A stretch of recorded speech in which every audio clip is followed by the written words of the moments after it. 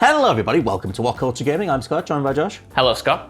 Josh, my friend, we have covered the likes of Sony having a bit of a wobble at the minute, a few times across the last few weeks, but there has been an ex-Sony employee taking to Reddit to do an AMA and ask me anything, or everything, anything, probably the A part of the AMA. Yeah, probably. Saying ask me anything about working at Sony. Now, this has been verified by some mods on the forum, also verified by Colin Moriarty, ex-IGN staffer, dude who has his Sacred Symbols channel, podcast and everything else, saying that a lot of the points made here does line up with what he's heard as well. So there seems to be enough verification in regards to what's revealed here. Now, the Sony employee does open, the main point of the post was to address a lot of the stuff around the Vita. It is over on the Vita Reddit itself. So there are some points about the Vita, but then there's some wider stuff about the way that Sony approaches video games in general, and it sort of hints at why they're so all over the place at the minute. One prevalent point being that the guy's name is literally just former Sony dude. Yeah. So it's going to be pretty easy to hunt down if they decide to get the big old cannons out. But one of the points is he says that Sony as a company are very much like siloed off, and says that the right hand doesn't know what the left hand is doing, which is always a great way to run a business. But in regards to the Vita, some very quick points. There was a Bioshock being made for Vita that was cancelled. One of the things to take away in regards to the proprietary memory cards that the Vita had, which was one of the most despised decisions, that the Vita had its own memory cards when it launched. That apparently came from the 2011 PlayStation hack that Sony, in a response to that, wanted to lock everything down. So that was why they had the custom memory cards. Right. And also the Vita in general was cast aside when Sony realized that people could hack the firmware, and they apparently had trophy support planned for it. But once they started realizing all the different data, the telemetry data on the amount of people pirating games for the Vita, they abandoned that altogether, and they just wanted to get rid of it because obviously you would be able to manufacture platinums and change all that data and everything else. So that's one of the major reasons why the Vita went away. In terms of big old quotes for Sony overall, though, this is in reference to why there's so much change going on right now. The guy says that PlayStation is historically a Japanese brand. In the time since PlayStation debuted, America has grown to be has become the largest video game market. There's been a lot of internal competition for the control of the PlayStation brand, and over the last several years, you can clearly see where America has been winning. Relocation of the HQ, shutdown of most of the Japanese studios, and the DualSense's default confirm as a final FU are some of the notable examples off the top of his head. He says all of that took place above his level, think officers and the like. What's your initial thoughts on all of this? Because these are some big old quotes left, right, and centre. Yeah, totally. I think all of this kind of like seems to confirm some of the other reports or some of the other theories that have been coming out of this entire Sony thing, not just over the past week or so since the Bloomberg report dropped, but like for the past year since they've been, since there's been the rumblings of them moving away from a more international perspective and moving away from the more distinct local branches of Sony and moving to more kind of like one big hegemonic globalized international kind of like headquarters, I guess, or system that, where it's like America centric and the Japanese stuff is kind of left in the dust a little bit. Like we said, there's a bunch of great examples that they list there. We've had like the shutdown of the Japan studio. We've had a move away recently in the Bloomberg report from highlighting games that will only appeal to Japanese players.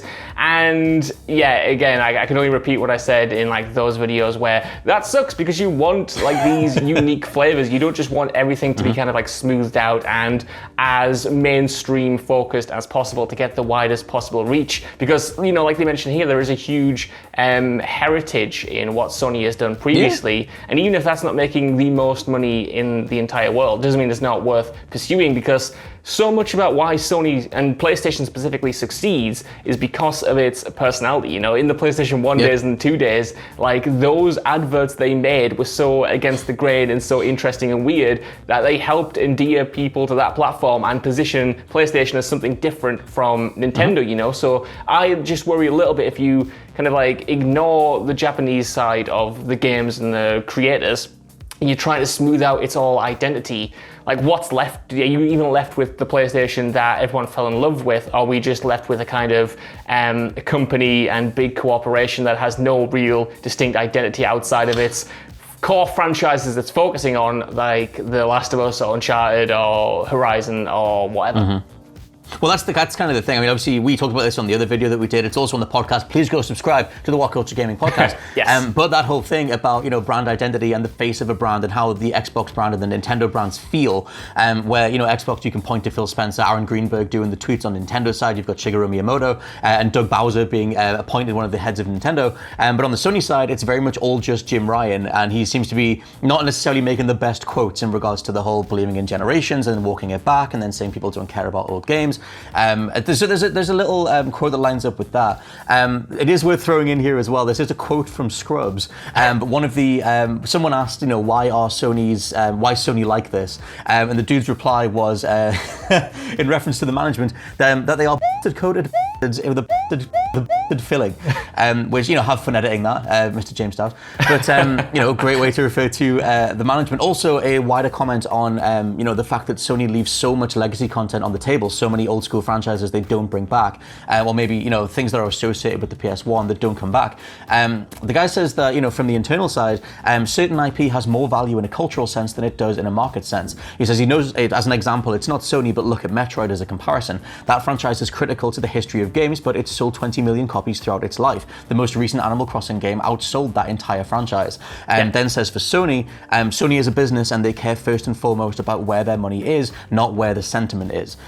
Which you can apply that to everything from Days Gone being canned to, any example of fan wish fulfillment not coming true. Also to throw in regards to the backwards compatibility stuff, he says the backwards compatibility is one of the most requested and least used features. Says that he doesn't know exactly what Jim Ryan has said, but about how little it was used, but that is true because of from the numbers that they have. So that does sort of, that was always what Jim Ryan said, that people want this and they're not going to use it. But it's more just a general game preservation thing, that if we want to play an old game, you should have an access point to it. What's your thoughts on the certain IP has value in a cultural sense, but not a market sense? Yeah, not totally surprising. I think the writing has been on the wall for that over, the past few weeks since that Bloomberg report came out, and they were talking about, games like Gravity Rush not being a priority, but games like the future of The Last of Us, the future of Uncharted being the thing that Sony is focusing on because they're the biggest properties, they're the things that sell the most, they're what's going to bring in the most money overall. But yeah, at the expense of taking a risk or even greenlighting things that will only be modest hits, I think that's a mistake. I think that is you're going to miss out on so much creativity and interesting ideas being tried in these games. For me personally, I would love to see sequels to games that weren't smash successes or even critical successes, like The Order 1886. People don't really like that game, and it was rightfully, kicked when it first came out. But there's a lot of potential there. There are interesting ideas in there, and there is franchise potential. Same with Days Gone. Days Gone, it didn't receive a great critical reception. It didn't get 9 or 10s out of 10, but the fans, really embraced it. Players embraced it despite its faults, and it acted as an interesting foundation and a promise of better things to come. You need to build these things up. Nothing or very few games are going to come out with the same impact that Uncharted did, with the same impact that The Last of Us did, with the same impact that Horizon Zero Dawn did. Those are anomalies, and Sony is just gunning for that stuff at the expense of everything else, and that does make me worried about what we're potentially missing out on. Because I want to again stress, I love all of those games that I've just mentioned, and I also love the studios, but that's not the diet that I want to live off exclusively. I want to try other things. I want to incorporate other types of games from Sony, who historically has always been, more so than some of the competition, willing to take a risk on these things and willing to diversify their portfolio and their libraries and let their developers do new and interesting things, and to potentially veer away from that and focus on only a handful of core brands. Again, I can only see that as a mistake from a consumer perspective, not necessarily from a business perspective. Well, the thing that stands out is, obviously he mentions Metroid as a comparison. You think of Nintendo, the amount of mistakes that Nintendo make in regards to just technology access points in general, like the whole limited access window to Mario's 35th collection or whatever. That whole thing, though, of a brand or an IP, a franchise, whatever, having cultural value, so we'll do it anyway because it looks good, it feels good, we should have this game, on shelves. Metroid's a perfect example of that because they restarted the development on Prime 4 and give it to a whole other studio just because it's Nintendo, you should have a Metroid. Metroid. And obviously, like, you know, on the Microsoft side, there's a lot of sunken money gone into Halo to just make sure Halo Infinite comes out. And on the Sony side, right now, you know, if they're pursuing this whole, you know, if they're discarding cultural value or anything in regards to non-monetary value, you know, like those sort of franchises that just should be up there. The Sony right now doesn't feel like they would greenlight a project or continue a project. I mean, they just cancelled Days Gone 2. So obviously there's a you know, girth of difference between the cultural impact of Days Gone versus Metroid. But if they're chasing all this number-focused stuff, that's always where everything goes wrong. That's always where every major company puts a foot wrong. And even Xbox did that at the start of the last generation. So it's like, I don't know, this, for me, I think it's like illuminating, getting someone from the inside, just saying like, yeah, they are, you know, thinking along the same lines on the lower rungs of the Sony employment ladder that we are as outsiders as well.